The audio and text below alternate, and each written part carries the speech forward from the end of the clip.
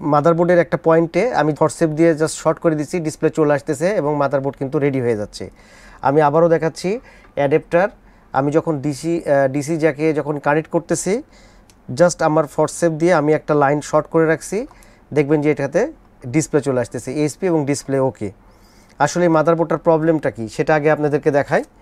আমি লাইনটা ডিসকানেক্ট করে দিলাম, ফরসেপটা সরিয়ে নিলাম।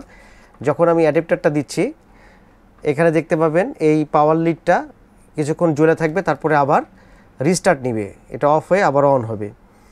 একটু যদি ভালোভাবে খেয়াল করেন তাহলে দেখতে পাবেন এটা হলো মাদারবোর্ডটার প্রবলেম। এবং কোথায় প্রবলেম কি সমস্যা আপনাদেরকে দেখিয়ে দিচ্ছে। কিবোর্ডের লাইনটা দেওয়া আছে, কিবোর্ডে যদি একটু চেক করেন কিবোর্ডটা কিছুক্ষণ জ্বলে থাকতেছে, মানে কিবোর্ডে লাইন পাচ্ছে, কিছুক্ষণ থাকতেছে এবং মাদারবোর্ডটা দেন আবার রিস্টার্ট নিচ্ছে। কোথায় প্রবলেম কি সমস্যা আপনাদেরকে দেখিয়ে দেবো এবং আমি কোন জায়গাতে এই ফরসেপ দিয়ে শর্ট করলে ডিসপ্লেটা চলে আসতেছে সেটাও আপনাদেরকে দেখা দিচ্ছি। দেখেন আবার আপনাদেরকে দেখাচ্ছি, অ্যাডাপ্টারটা জাস্ট দিলাম, ডিসপ্লের দিকে দেখবেন যে ডিসপ্লেটা চলে আসবে। আসলে এটার প্রবলেমটা কি এবার আমরা চেক করব। যখন অ্যাডাপ্টারটা আমরা দিচ্ছি ডিসি জ্যাকে, এরপর আমরা মিটার দিয়ে চেক করব যে আমাদের 19 ভোল্ট পাস করছে কিনা প্রপারলি।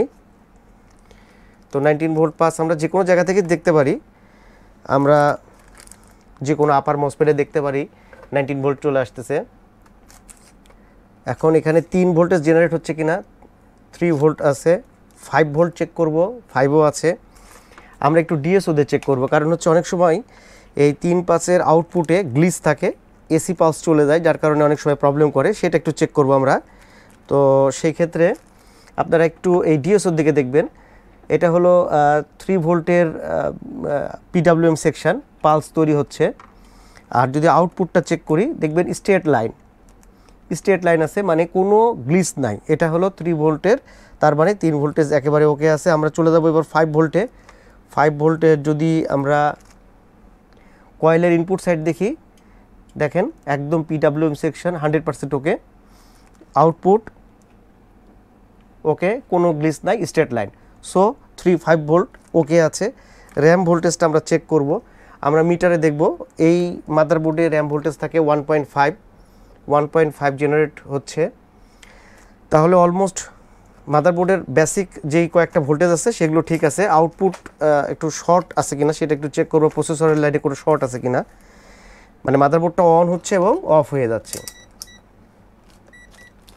আমি ডায়োড মোডে দিলাম, একটু মিটারটা আমরা দেখব যে আসলে শর্ট আছে কিনা। এখানে শর্ট নাই প্রসেসরের লাইনে। আসলে এটা কিন্তু প্রসেসরটা আনলক করে চেক করলে একদম কনফার্ম হওয়া যায়। তো সেই ক্ষেত্রে আমি একটু আনলক করেই দেখাই আপনাদেরকে। তো আসলে এই মাদারবোর্ডগুলো অনেক সময় আমাদের কাছে এই যে আসার আগে খালি বায়োস প্রোগ্রাম করা থাকে, অনেকে ফার্স্টে বায়োস দিয়ে ফেলে, যার কারণে মাদারবোর্ডগুলো রেডি করতে কষ্ট হয়ে যায়। আমি দেখাই দিচ্ছি আপনাদেরকে আসলে মাদারবোর্ডটার সমস্যাটা কোথায়। প্রসেসরটা একটু আনলক করব। যদি ভিডিওটা ভালো লাগে ভিউয়ার্স অবশ্যই ভিডিওটাতে একটা লাইক দিয়ে দিবেন। প্রসেসরটা আনলক করলাম, প্রসেসর সাইডে কোনো শর্টিং আছে কিনা সেটা চেক করার জন্য আমি প্রসেসরটা আনলক করছি। মিটারটা দেখব, কোনো শর্ট নাই। তো এখানে একটা জিনিস যদি আমি চেক করি তাহলেই আপনারা বুঝতে পারবেন যে আসলে প্রবলেমটা কোন জায়গাতে হয়েছে। এটা হলো এই মাদারবোর্ডের রান ভোল্টেজটা তৈরি হতে সমস্যা হচ্ছে। রান ভোল্টেজটা কোথায়, প্রসেসরটা একটু লক করে দিলাম। আর এই মাদারবোর্ডগুলো অনেক সময় এই অন অফ হচ্ছে আমাদের কাছে আসে, এই যে পিসিএস যেটা, এই পিসিএসে অনেকে না বুঝে হিট দেয়, প্রচণ্ড হিট দেয়, যে পিসিএসটা লাল হয়ে যায়, লাস্টে মাদারবোর্ড রেডি করাটা খুব কঠিন হয়ে যায়। এটা সহজ সিম্পল, জাস্ট এটার একটা রেজিস্ট্যান্সের প্রবলেম হয়েছে। আমি দেখাই দেবো আপনাদেরকে যে কোথায় সমস্যা। তো এখন আপনারা বুঝতে পারবেন যে আসলে কি কারণে এটা ব্লিঙ্কিং করতেছে।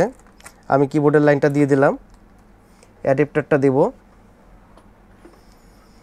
র্যাম লাগানো, র্যাম কানেকশন হয়ে গেছে, প্রসেসর লক করে দিয়েছি, ওকে।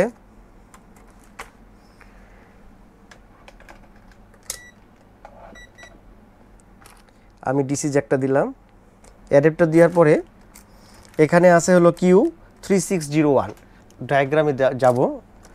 সরি, কিবোর্ডটা পিসির সাথে কানেকশানটা দিয়ে নিই।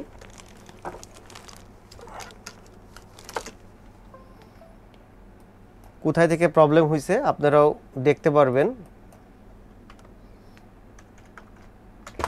অনেক ক্ষেত্রে এই মাদারবোর্ডগুলো হট গান দিয়ে হিট দেওয়ার কারণে রেডি করতে অসুবিধা হয়ে যায়। এই যে এখানে হলো রান পাওয়ার সেকশন, এটা মাদারবোর্ডের যে আমাদের ডিসি টু ডিসি ভোল্টেজ তৈরি হয় সেই জায়গাটা। এখানে আছে 5 ভোল্ট S0 S5 থেকে S0, 3 ভোল্ট S5 থেকে S0 এবং হলো 1.5 S0 S5 থেকে S0। এই সেকশনটা রান পাওয়ার সেকশনটা। এইখানে 3601 এটা হলো 5 ভোল্টের, আর হলো 3602 হচ্ছে 3 ভোল্টের। একটু মাদারবোর্ডে দেখলে আপনারা দেখবেন 3 ভোল্ট S0 জেনারেট হচ্ছে না, পাওয়ার দিয়ে আছে মিটারে। এটা হলো S5 ভোল্টেজ 3.3। আমি যদি আউটপুট সাইডে যাই দেখেন 0.49, মানে 3.3 ভোল্টেজ কিন্তু তৈরি হচ্ছে না। এবং এটা 1.5 এর আউটপুটে যদি দেখি মিটার দিয়ে 0.40, মানে 1.5 এর S0 ভোল্টেজ জেনারেট হচ্ছে না। এবার যাব হচ্ছে 5 ভোল্টে। এটা হলো 5 ভোল্টের মসফেট। এই 5 ভোল্টের মসফেটে আমি দিলাম, মিটারটা একটু দেখব।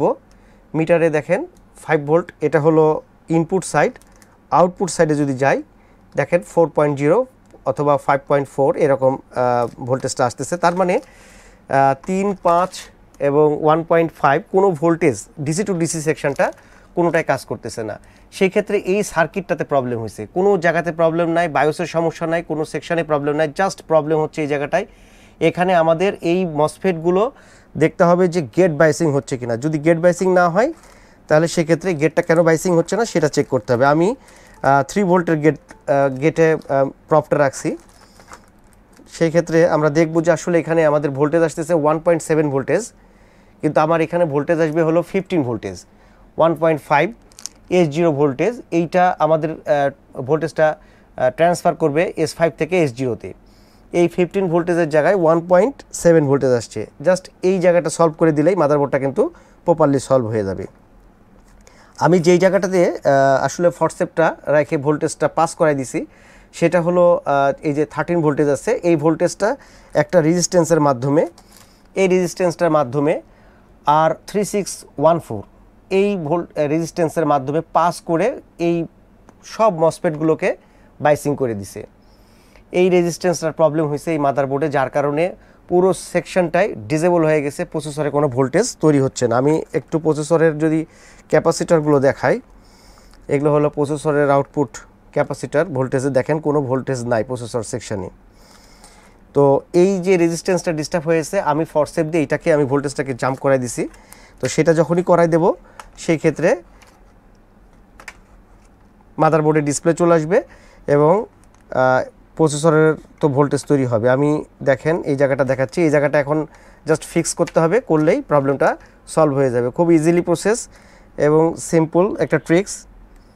কিন্তু এই মাদারবোর্ডটা যখনই হিট দিয়ে দেওয়া হবে না বুঝে, তখনই কিন্তু মাদারবোর্ডটা আর তৈরি হবে না। আমি আবারও ফরসেপ দিয়ে ধরছি, দেখেন ডিসপ্লে চলে আসছে। আর মিটারটা দেখেন 0.91, এটা হলো প্রসেসর ভোল্টেজ। ভোল্টেজ কিন্তু জেনারেট হয়ে গেছে। সো জাস্ট আমাকে এই জায়গাটা ভোল্টেজটা পাস করাই দিতে হবে। এখানে রেজিস্ট্যান্সটার প্রবলেম হয়েছে, রেজিস্ট্যান্সে যত মানের আছে দেখে এটাকে আমার ফিক্স করে দিতে হবে, তাহলে কিন্তু এই মাদারবোর্ডটা 100% রেডি হয়ে যাবে। সো আপনারা আপনাদের যে কোনো ল্যাপটপ, মূল্যবান ল্যাপটপ যে কোনো সার্ভিস সেন্টারে দেওয়ার আগে অবশ্যই জেনে বুঝে দিবেন, যেন শুধু শুধু হট গান দিয়ে হিট দেওয়া অথবা বায়োস প্রোগ্রাম করা, সেক্ষেত্রে কিন্তু মাদারবোর্ডটা নষ্ট হয়ে যায়। তো আপনাদেরকে দেখালাম যে এই মাদারবোর্ডে শুধুমাত্র একটা এই রেজিস্ট্যান্সটা প্রবলেম হয়েছে এবং এই রান পাওয়ার ভোল্টেজটা জেনারেট হচ্ছে না, যার কারণে এই মাদারবোর্ডটা অন অফ হচ্ছে এবং ডিসপ্লে আসতেছে না। তো মাদারবোর্ড সংক্রান্ত যে কোনো প্রবলেম হলে আমাদের সাথে যোগাযোগ করতে পারেন। ডেস্কটপ অথবা ল্যাপটপের আপডেট জেনারেশনের যে কোনো মাদারবোর্ড, ডেস্কটপের 𝗬𝗵 MSI asus মাদারবোর্ড অথবা ল্যাপটপের এটা হলো 450 G4 মাদারবোর্ড, এটাও একটা এসপির মাদারবোর্ড, এটাও নো পাওয়ারে প্রবলেম হয়ে আছে। এটা 840 G2। তো এরকম মাদারবোর্ডের যদি প্রবলেম হয় আমাদের সাথে অবশ্যই যোগাযোগ করতে পারেন। আমাদের shop address Munna computers, new market, Rajshahi. আমাদের হোয়াটসঅ্যাপ নাম্বার 01971355794। ধন্যবাদ। আবারও কথা হবে অন্য কোনো ভিডিওতে। সে পর্যন্ত সবাই ভালো থাকবেন, সুস্থ থাকবেন, সে আশায় আজকের মতন আল্লাহ হাফেজ, আসসালামু আলাইকুম।